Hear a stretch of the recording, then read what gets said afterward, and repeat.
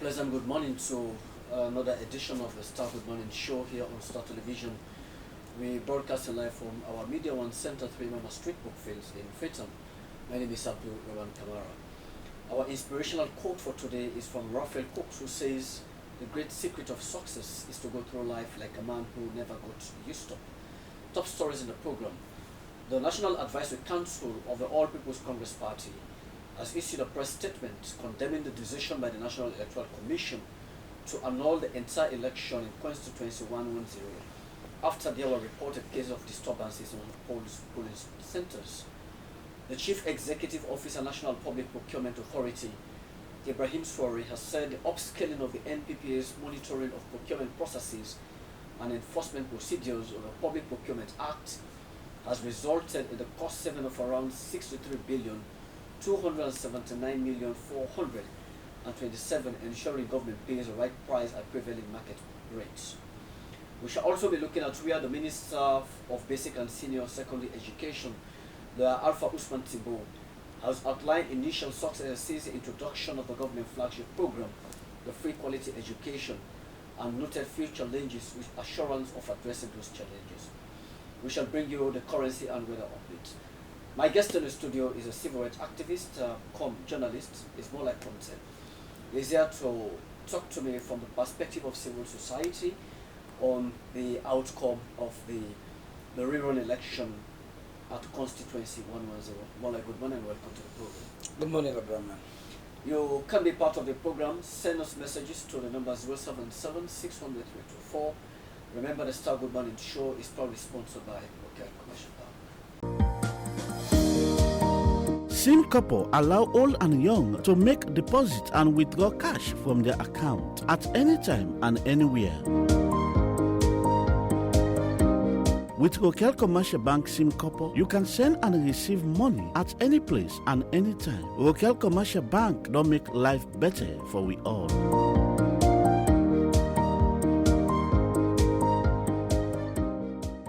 Welcome back from that commercial break. We move along with the program.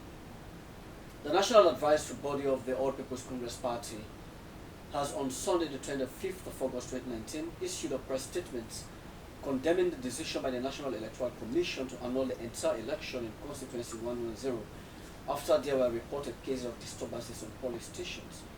Here is a highlight of that occasion. By the National Advisory Committee to read this press release, which I can start. The APC party condemns the decision of the National Electoral Commission to cancel the 24th August rerun elections in Constituency 110 in the Western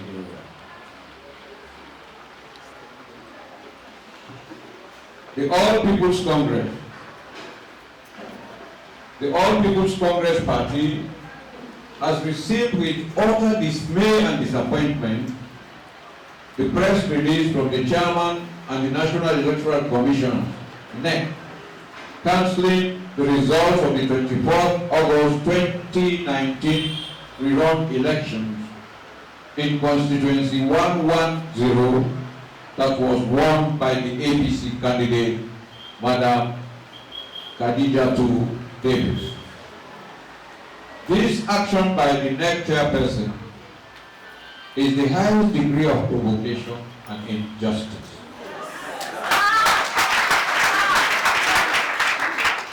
And the APC will employ all options available to us to ensure that such gross abuse of power and disenfranchisement of our peaceful and law-abiding members is not allowed to continue unchecked in Sierra Leone.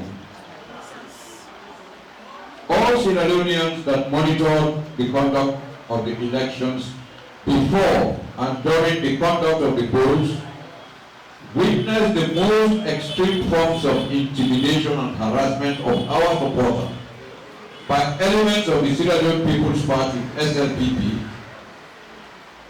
All objective observers would attest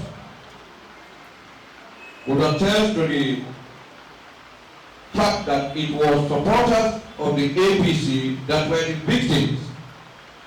It was also a fact that it was taught from the SNPP, led by a renowned thug named or nicknamed Arata, that went on the rampage across the constituency during polling day, reaching its climax at the Sarah Modern School Polling Center in Angola town. Regrettably, these attacks by the SLPP dogs were done under the watchful eyes of the Sierra Leone police and military officers. Sadly, even though the police, under the leadership of AIG Suhula, were kept duly informed by the leadership of the APC, instead of apprehending the perpetrator of the violence, it was Honorable Abdul Kago of the APC, head of the APC polling staff at the said center, that was illegally arrested and detained at the Dublin police station. These followed arbitrary arrest from the polling line and subsequent detention of peaceful APC supporters that had gone to the polling center to exercise their electoral franchise. To climax it all, the NEC has now, without the legal authority to do so, cancelled the results and called for a rerun. Sierra Leoneans at home and abroad, and the international community would agree with us that the APC has exercised the highest degree of restraint against all odds and all forms of intimidation and threats, all in an effort to sustain our much needed peace and tranquility.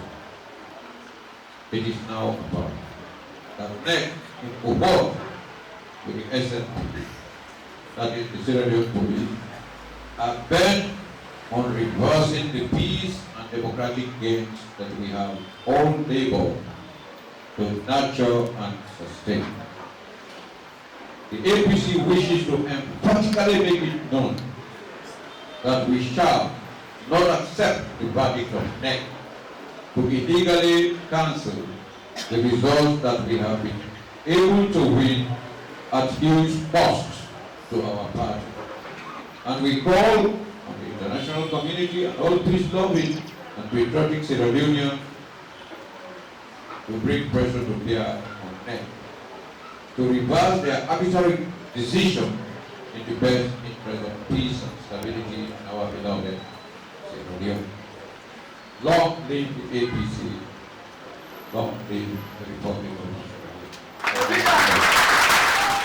My guest in the studio is Molai Conte, a journalist and civil rights activist, who is here to talk to me on the perspective of civil rights situation on the outcome of the just concluded election, for which the National Electoral Commission, NEC, annulled the entire election. Molai, good morning and welcome to the program. Yeah, thank you again.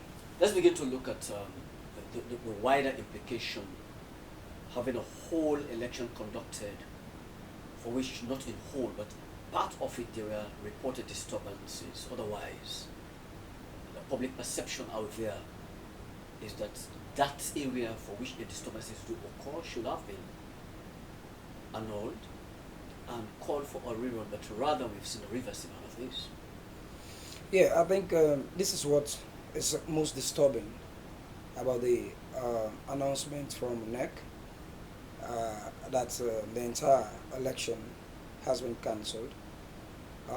As civil society activists, we are expecting NEC to go by the laws as stated in the Public Elections Act of 2012, and also as precedent would dictate from what happened in Cambia and I think some other places where they had cancelled the section where disruption occurred or where violence occurred or where vandalization of any of the election property, were allegedly to have been committed. But what we saw here is the cancellation of the entire election, and that's really disturbing. I think NEC need to explain further the rationale behind their decision, because Sierra Leoneans, especially in this part of Sierra Leone, constituency 110, they are almost like tired with the pains and strains that they had to go through during the rerun. We saw the post-election tension. We saw election violence on the day of voting. And I don't think people would like to be subjected again to another rerun or maybe conduct of election again. Because according to NEC, they said the violence was so material that they could not pronounce the result. Rather, they preferred to cancel everything. And it's surprising, it's disturbing that people are looking at it, especially the electorate, as if NEC is not in control. Especially what happened on the ground. In broad daylight, we saw what we call hoodlums, well organized, perpetrating violence in the presence of security forces. And nothing was done, no arrest was done. Rather, it was again so disturbing that a opposition member of parliament was allegedly arrested and detained. Again, another question is, why was he arrested? On which grounds? Even when he has immunities, he was locked as common criminal.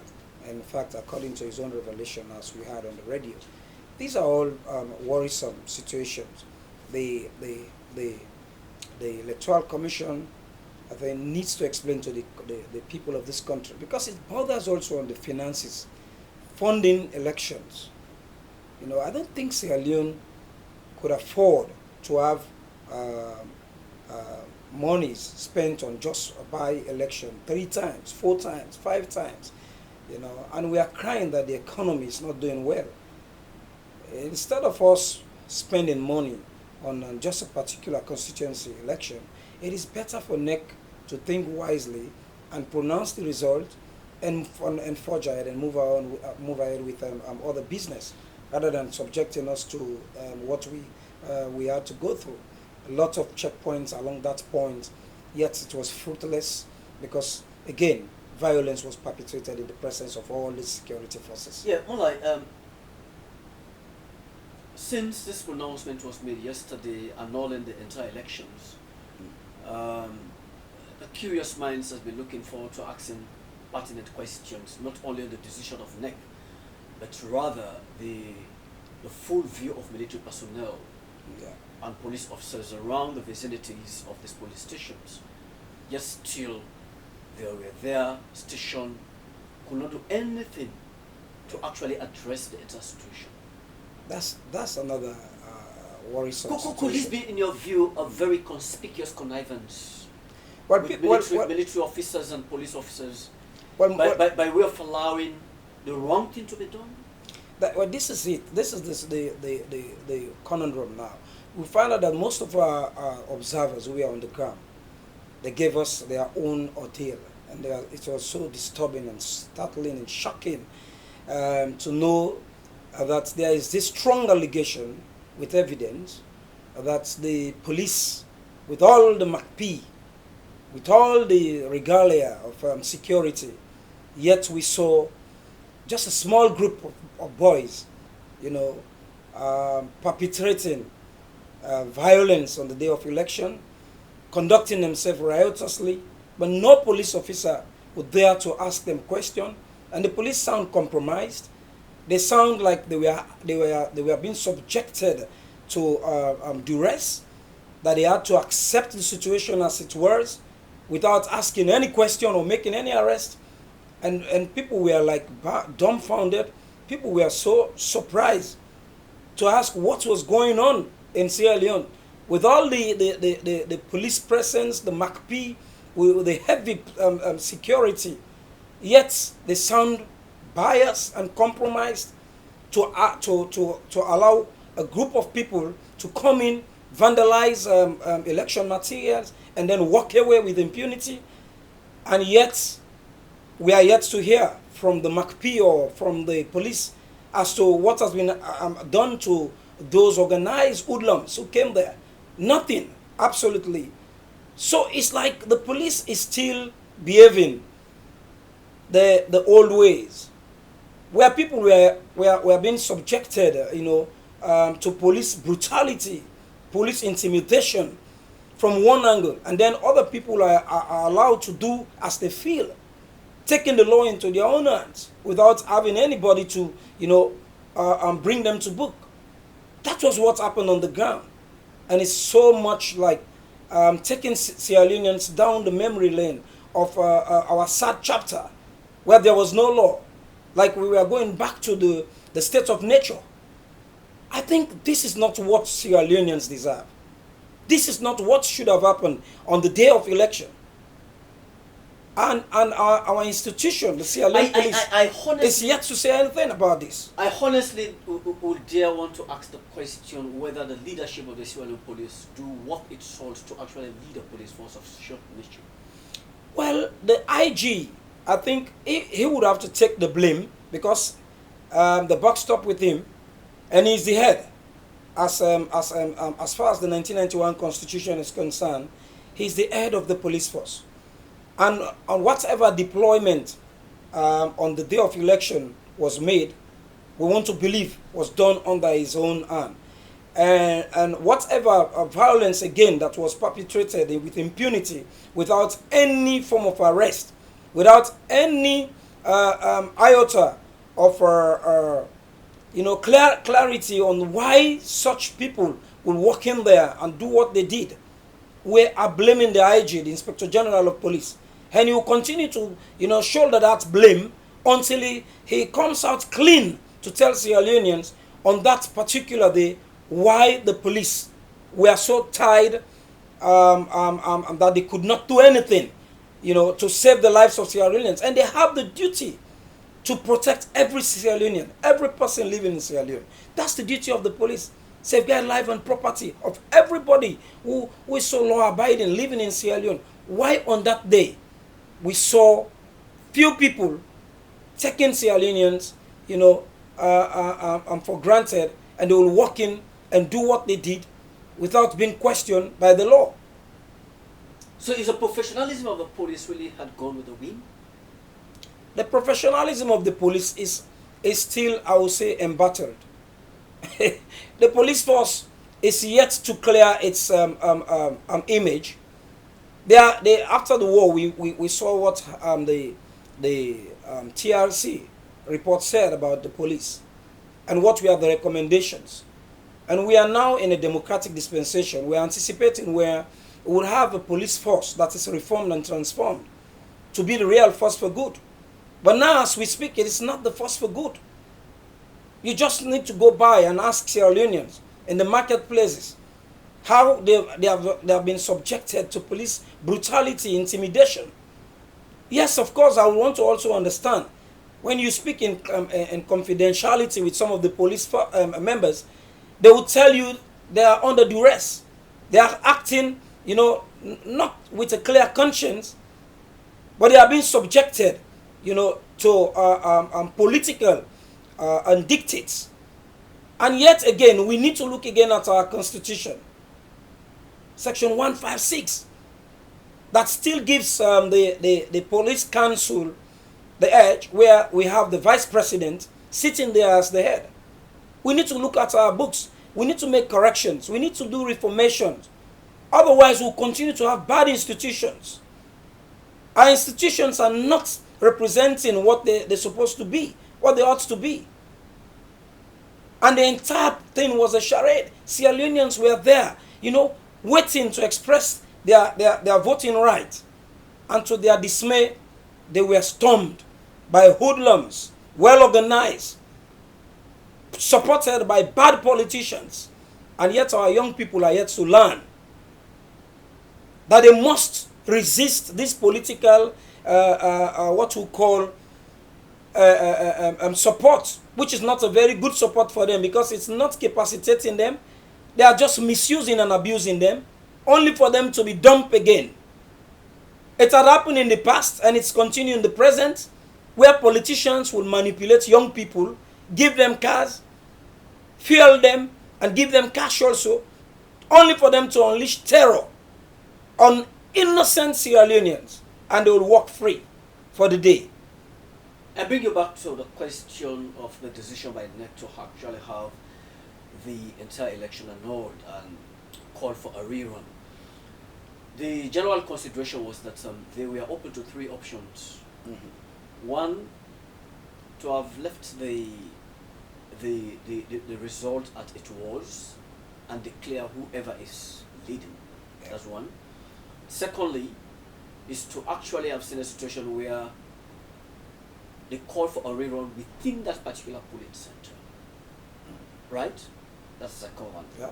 And thirdly, to have the entire election annulled with a court order.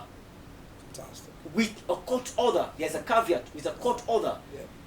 And what seems to be baffling the lay public now is whether the Electoral Commissioner, otherwise known as the returning officer, has the statutory mandate to actually annul an entire election without deriving his authority from the court. Yeah, I think this is also baffling. But the courts would be the best place to seek redress and clarity. As we speak, I am not convinced from the little books I have read that the Electoral Commissioner has the right to cancel an entire, election. But I want to believe that he has the mandate to cancel a particular section where, in his own view, he considers the conduct there to have been unacceptable or maybe contrary to the laws of Sierra Leone.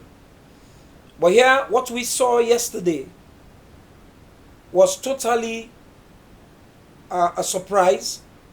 And I think the opposition parties, all those who contested, registered political parties, should be thinking of seeking redress by going to the courts. Because the cancellation of the entire vote, in the eyes of the ordinary man, sounds suspicious.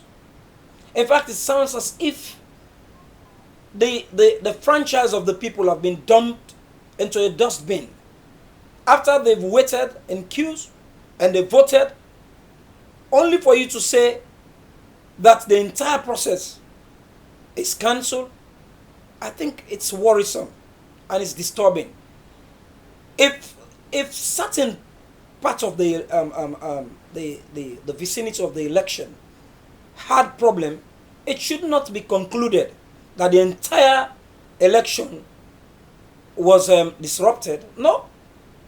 That particular part could be cancelled or whatever decision taken. But for you to cancel the entire election, this is not accepted in a democratic system. It is also like telling the people you've wasted your time, and also like wasting the resources of this country. I think NEC need to be more proactive. NEC need to be acting within the laws and not act like a boogeyman, doing as they just feel like doing. What they did yesterday, I think, was totally not in the interest of the people. And NEC should know that the power of the electorate must be protected, other than protecting the interest of any other person. The mandate of NEC is to ensure that they provide the conducive atmosphere to conduct elections or plebiscites. And on that day, the people went there and they voted. And their votes were counted. You should come out with the results. Tell the people what happened in a particular polling station, and then tell us what happened in the other stations that were peacefully conducted, and come out with the result. NEC again is embattled, defending its own credibility. people will only respect and hold NEC in high esteem based on their conduct. They should have that volition to come out and tell the people, that the election was credible. And the observers there, I think most of them did say that the election was credible, in a sense that a very large proportion of the conduct was peaceful. And I think it was done within the ambit of the law. The other part that was disrupted, I think NEC has the obligation to tell the people about what was their thoughts on that particular area. But now the entire thing has been cancelled. What are we going to see next? We don't know. Are we expecting again another rerun? On whose coffer are we going to have a rerun? Do we think our electorate will be that I'm convinced to go again and vote? Or are we frustrating our voters? The people, I think, deserve better than what we had from NEC. Well, the indication now is that we are confronted with such challenges as a nation. I describe them as challenges because these are very crucial periods where you will have an entire election being annulled, and you have two parties. One is insisting holding on to the seats, and while the other is persisting to come in as a new entrant. And there could be a rather calculated risk given the decision that has been laid bare on all of these. Looking forward to the 2023 elections, we have an institution that tends to do the way they do things other than securing the interests of the greater majority. Could that be a very compounded risk we're talking about? Yeah, I think, in fact, many Sierra Leoneans are beginning to think ahead, in what I would call in an accelerated form. They are just like juxtaposing now what has happened let me hold you and what will be happening. Let me hold you a little bit. I've just established the line now with Honorable Abu Kago. Good morning, Honorable Abu Kago. Yeah, Honorable, first off, will you give us a highlight as to what really prompted your confrontation with some other people that resulted into your arrest? In fact, there wasn't any confrontation before the arrest. What happened was that you were there at you interviewed me during the course of the voting. You saw that there was serenity and tranquility, during the course of the voting. There wasn't any problem. There was that ecumenical fellowship between the SLPP supporters and the SLPP polling agent and myself. We were laughing together, we were playing together. In fact, Jabi, who was in the SLPP, bought me water to drink, and he told me that I am in opposition, I cannot afford to buy water. So there was that joke and laugh between all of us who were at the center. And when you went there, you saw that kind of scenario. Not until when the votings were about to end, at about 4:45, a truck of police officers came to the scene. And when they were at the scene, and they were at the scene, and the place was, full with police officers. That was when we saw, SFP supporters entering the police stations. Why, Honorable, to cut matters short, why were you arrested? That is what I don't know, and that is what even the guy that arrested me don't know. He said somebody told him to arrest Abdukago, and when he arrested me, he said he would ensure that he stopped talking in parliament, he would stop talking in televisions and radio. That was what he told me. Is it because you've been pretty much vocal on radio and television stations? I'm sure my arrest is not unconnected with that. Because even when I was taken to the Lumley police station, when they handed me over to the officer who was in charge, the officer told them to give him the reasons for which I was arrested, or else he will not accept me in the police station. They had to take over 30 minutes to call. Why did you arrest him? Why did you arrest him? They had to take over 30 minutes to call before they resulted that my arrest was based on election malpractice. That was what they wrote in the statement, that my arrest was based on election malpractice. ensure your release? Well, the back of went there and the leadership of parliament, to whom I'm very grateful. They were there, they told the police that they haven't any right to arrest me without the permission of the Speaker of Parliament because I'm an honorable member of Parliament. I was locked in the common cell with criminals in the common cell. And after that, I was released, with the clerk of Parliament. And honestly speaking, it's caring. That is what I've always said, that we are in Parliament to look at issues affecting this nation. But for the fact that we are no longer protected when we talk in Parliament, it will be used against us elsewhere, then I'm quite afraid that we are not safe. Okay. Honorable Abdul Kagwe, thank you so much for sparing the time talking to Star Television, sir. Thank you, too. That's Honorable Mola. You heard him before we take another answer? Yeah, I think again this revelation is so disturbing, disgusting, that you will not want to imagine such thing happening in the 21st century democratic dispensation. He's a member of parliament, and I think he was there representing his party. Even the police should know that arresting a member of parliament, you have procedures to follow.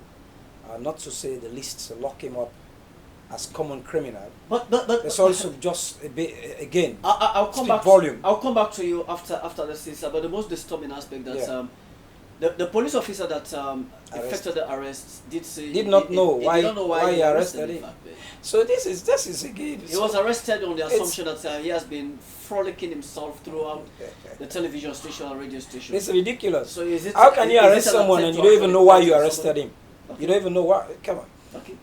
Let's move along with the program. The Chief Executive Officer of the National Public Procurement Authority, Ibrahim Sory, while celebrating a year in office since appointed, has said the upscaling of NPPA's monitoring of procurement processes and enforcement of the Public Procurement Act has resulted in the cost saving of billions of loans, ensuring government pays the right price at prevailing market rates. Here is a highlight of that report.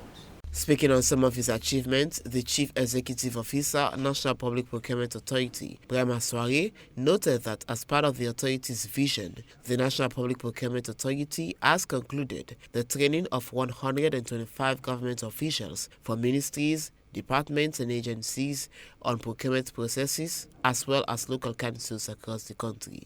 He revealed that the National Public Procurement Authority does not only play its traditional role of regulating procurement processes, but also serve as advisor to the government and provide guidance as to whether or not certain procurement plans or requests must be endorsed. Brahma Soare intimated further that this is a very strategic move to train officials from all MDAs because it is assumed that 70% of government revenue generated from taxes and donors support are primarily spent on procurement of goods, services and works. I have my dreams. I want to see this country grow. I want to see us reduce the excesses in our country, because to me, every morning when I leave my house, coming for work, you see a lot of young people fighting for Okada, Keke, and even the public transport. I keep on asking myself, if we can maintain certain standards, if we can reduce the excesses in our nation, can we have enough of public transports that keep our citizens happy? And the answer is yes.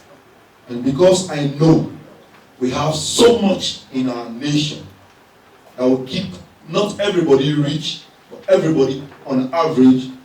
That's why I've decided to get to the path that I am now. I have a lot of friends, but I'll sit at the gateway to ensure our resources, the people's money, will not go astray.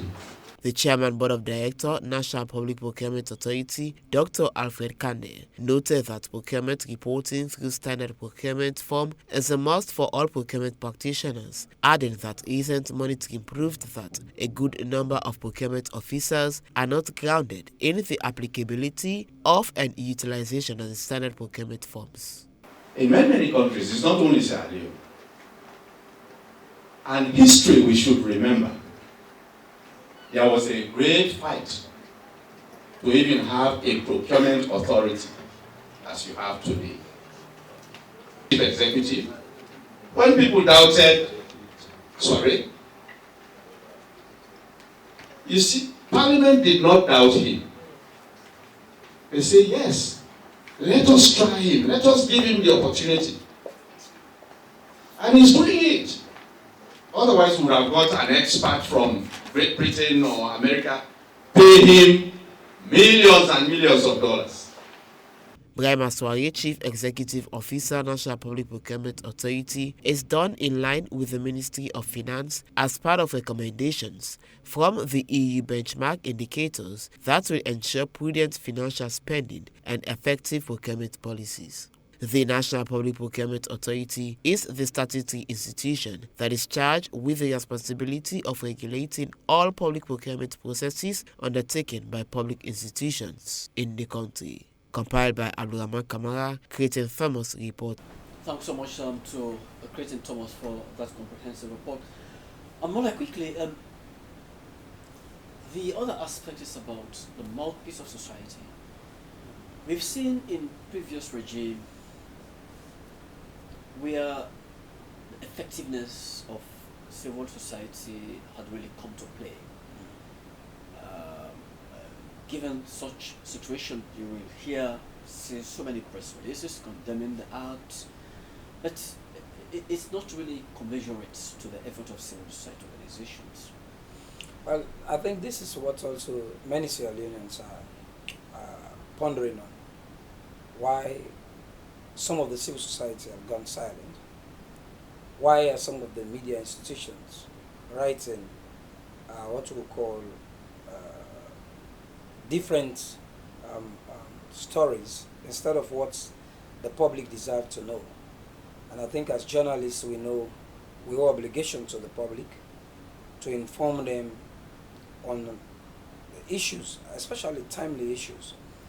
But we are doing also disservice to them. Sometimes we decide deliberately not to tell them what they want to hear or what's very relevant for them to understand. Because again, some of the media institutions are subjected to their own interests. They have their interests to protect. And for the civil society, you need not conduct any research. But you can see for yourself that some civil society institutions are now being compromised to be the vuvuzela or the voice of the government.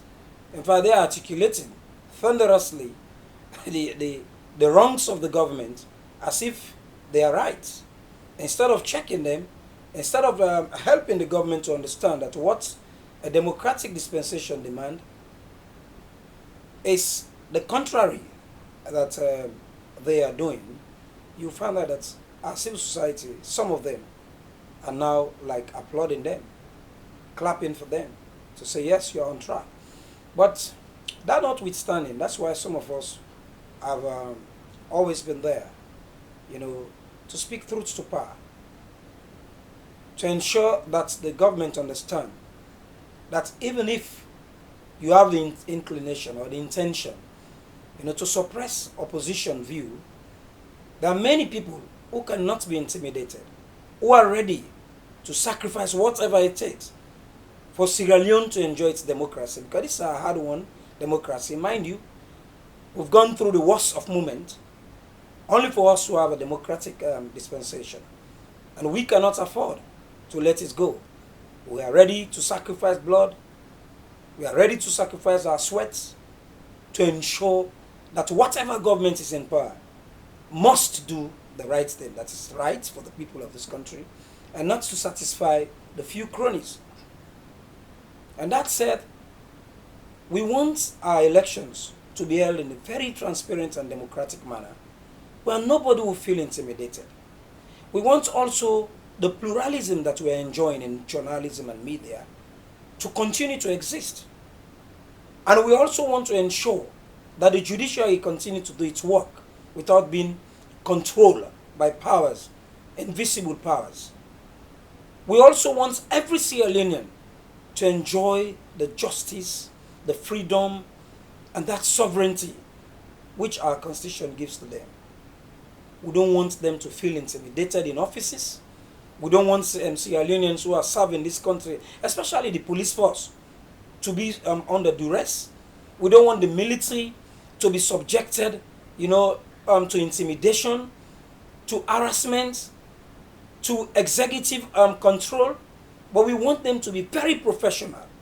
And we'll continue to monitor their behavior and also see how best, will help so that Sierra Leone will become the #1 country, in West Africa. But we will not be intimidated. We will not subject ourselves, to any form of intimidation. We will resist it. Because this is what we've done right from the days of Foday Sankoh. When Foday Sankoh was there, when he thought he was the bigger man, that he would do anything he wants to do, we were there to speak to him and say, Mr. Foday Sankoh, enough is enough. Sierra Leoneans have had too much of you. Amputations have been done to Sierra Leoneans, innocent ones. Houses burnt down, rape, and many other atrocities. And at the end today, we are celebrating our democracy. And I don't think any government will change the cause that we are on.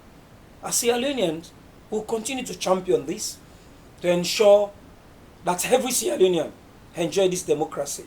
And it's very important for us. Okay.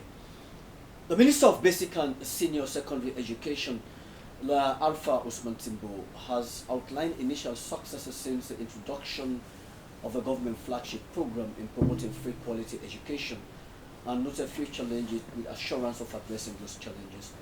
Here is a highlight of that report.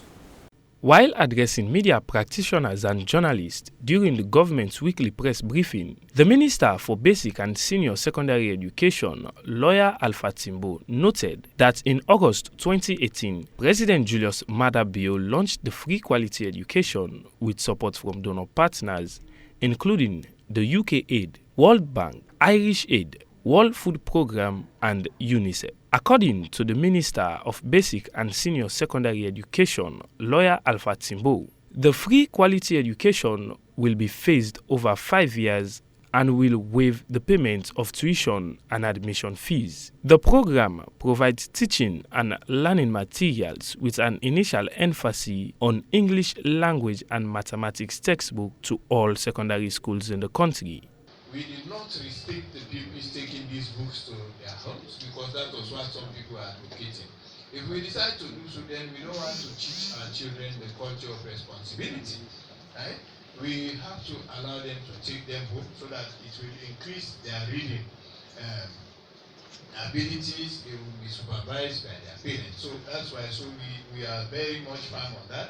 On the release of the National Primary School Examination, NPSE, Minister Alpha Timbo said that a total of 13,526 pupils took the NPSE examinations and that 8,434 pupils from 100 schools failed, while 12,092 passed the examinations.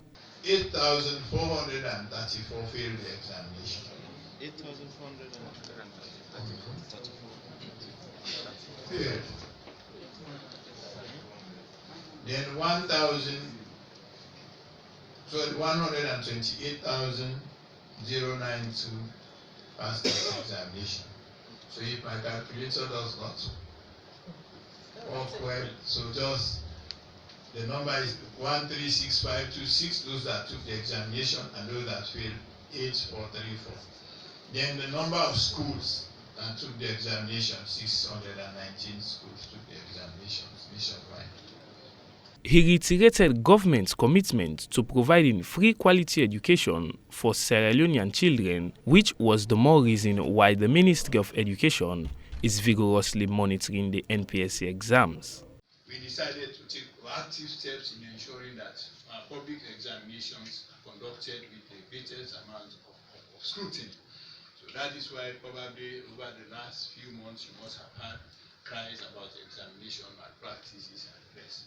But we are very much committed to ensuring that children receive the right kind of education, but at the same time we want them to have the certificates which they deserve. So there is a whole cartel about examination malpractices, and I want you to know that that is a challenge that we are facing, but I'm very much pleased to say that the leadership is committed to ensuring that we deal with that aspect. That is why my deputy is currently at State House. The last examinations that are conducted, we arrested a number of people. We arrested teachers, we arrested principals, we arrested representatives of WAEC, we arrested private individuals. So it's a conspiracy. As a result of the huge examination malpractice, lawyer Alpha Timbo revealed that government has instituted a committee to look into examination malpractices and proffer solutions on how to address such. We are not going to relent, and the president has directed us at his own level, the cabinet subcommittee level. The committee has been set up, comprising the ONS, the Inspector General of Police, the Ministry of Technical and Higher Education, and also other stakeholders. We are going to take it as a national issue, and members of the Fourth Estate will have to be involved during the course of trying to deal with the situation, because we want to have a national dialogue on the issue, because we find out that some of the parents don't know the enormity. It could be recalled that in January 2018, President Julius Maada Bio said that after the distribution of the free quality school education textbooks, his government will now focus on providing school buses for the students across the country. In fulfillment of his presidential promise, the government recently launched the 50 free quality education buses to ease transportation burden on pupils who benefit from the free quality education program. Compiled by Abdurrahman Kamara, I am Moses Ojukamara reporting for Star News here in Freetown. Star. Thank you so much, Moses Ojukamara, for that report. Mola, we don't seem to have much time left. Let me just read you the third paragraph from the Citizen Advocacy Network's press release on the cancellation of results. CAN respectfully notes that NEC and its returning officer are not empowered by law to cancel an entire electioneering process on shorter ground. CAN further noted that NEC, in its press release dated 25th August 2019, cited sections 33 and 39, subsection 1 of the Constitution of Sierra Leone Act No. 6 of 1991, section 69, subsection 1, and 70, subsection 1 of the Public Election Act of 2012. CAN wishes to state that the referred section do not in any way support the decision of NEC. I think that's true. The section 33 that's cited there does not in any way state that NEC should cancel election.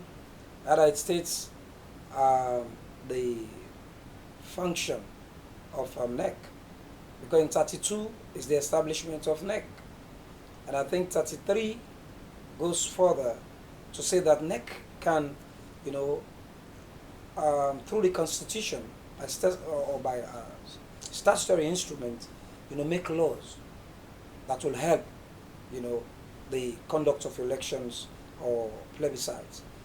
And so I think that should not in any way be concluded as a mandate for the NEC to cancel elections. That's just true.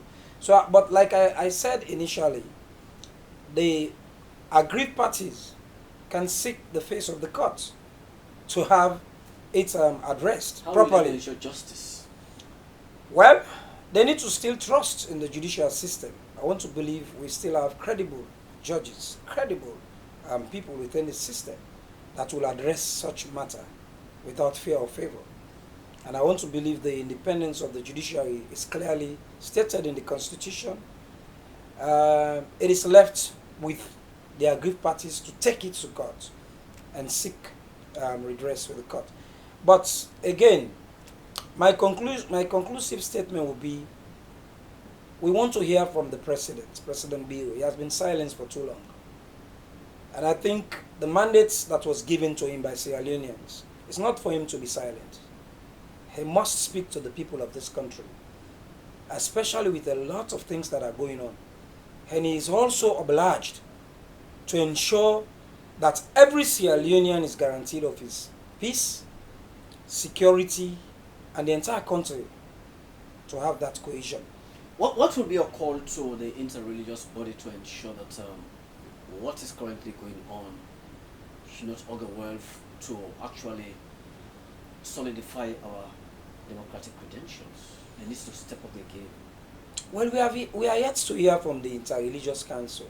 I think these are, I would say, this is one of the bodies that have always been there, you know, to speak out on controversial issues or issues that borders on our democracy or on our security.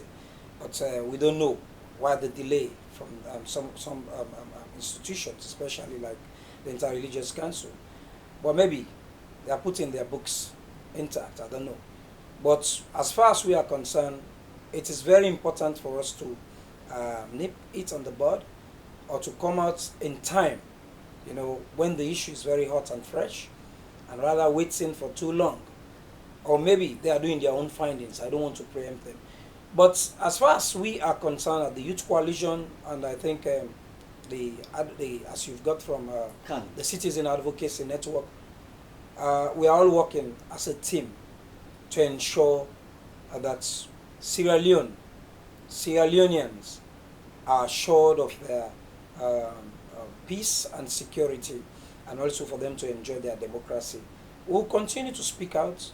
We'll continue to also help the government to understand, you know, that not everybody, you know, will be silenced because of intimidation. Okay.